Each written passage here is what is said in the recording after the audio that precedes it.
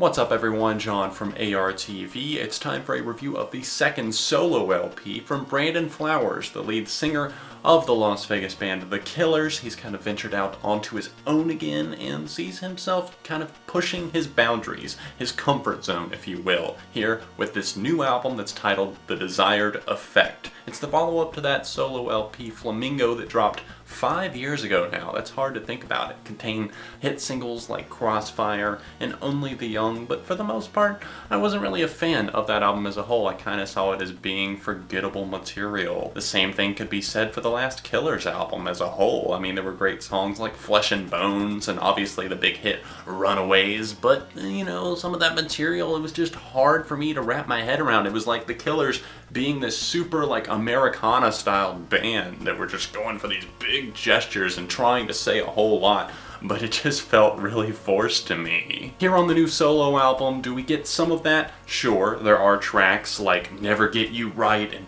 Digging Up the Heart that really try to go for that big, open, spirited style while still mixing in some of that 80s synth pop that really bleeds out all over this record. It's like Brandon had a big glass of it for dinner and then just kind of spewed it everywhere all over these 10 tracks. I'm not saying that that's necessarily a bad thing, it's just that, well, he recently made a statement that he hates it whenever artists just copy other material and borrow from other artists and they can't just be totally original. Well, he made an album full of 80s synth pop leaning jams, and while I'm kind of on board with that, his voice definitely suits it. You can't really say that if you're making an album that's totally influenced by 80s music, stuff that was already made and already exists. Pushing those gripes to the side, I actually did enjoy this album as a whole. There's some really good songs on here. Can't Deny My Love is easily in my top 10 songs of 2015 so far. Just a spectacular song that really shows off a new side of Brandon Flowers. I'm seeing the energy that was channeled on tracks off of the Killers album Hot Fuss, and that's a good thing. It's just got a massive roaring chorus on it that is pretty much hard to deny. The synths kind of have an eerie suspense about them. There's a great bass line that I just really groove with, and then of course when the chorus rolls around it's impossible not to sing along with. Lonely Town is another more upbeat track that just kind of sees Flowers feeling a little bit nostalgic. I feel like he gets like that on some of these tracks, and at times it gets a little bit overwhelming, especially whenever he's talking about old relationships and past flames and that sort of thing, and just really trying to wrap his head around it, I suppose. But on tracks like Lonely Town, it's a good nostalgia. It's something that just sees him kind of recalling maybe some childhood innocence. The sounds that go along with it are very synthy, and there's some good guitars that kind of make the mix as well, and I have to say that I'm impressed. I'm really enjoying the cut I Can Change here on this album. Normally I would say, you know what, that's been said so many times, like, oh, I can actually change, but he sells it so earnestly. It's the inflection and the tone of his voice.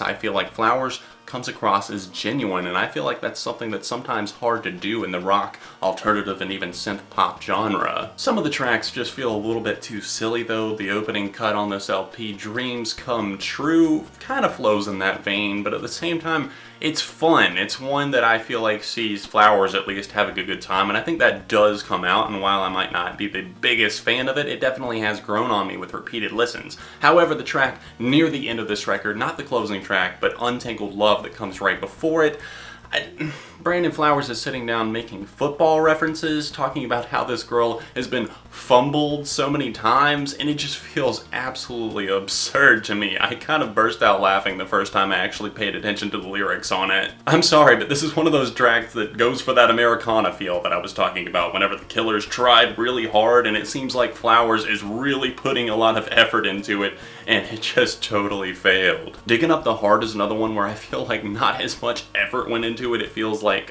Flowers kind of playing it safe, and you can definitely tell what tracks on this album he really kind of carefully crafted, and ones that just kind of feel like, hey, this could have been a Battleborn B-side, or maybe this could have followed up to Flamingo. This would have been the super expected song that would have come. Two other tracks I'll mention, the first of those being a really sweet gem that I didn't really see coming, Between Me and You. It's just kind of a somber, laid-back tune that sees Flowers talking to this girl and just kind of relating to her one-on-one. The keys on it make it very atmospheric. I think the synths really work here, and some light guitar work that's thrown in to kind of fit the mood.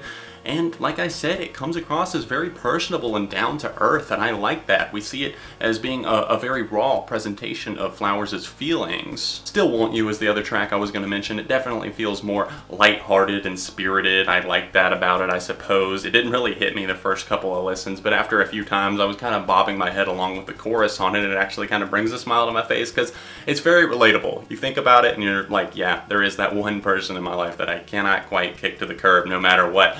I still want you, even more than I did before for some reason. It is totally true. So it's definitely a fun, rousing song that I could see being really fun played live. The desired effect hits more than it misses, and the Brandon Flowers LP is actually pretty strong overall. Check it out for yourself. For me personally, this is a 3.5. If you have heard the desired effect, let me know your thoughts on the Killers frontman's new solo LP in the comments section down below, and while you're there, maybe smash that like button, subscribe to the channel, because friends don't let friends go unsubscribed.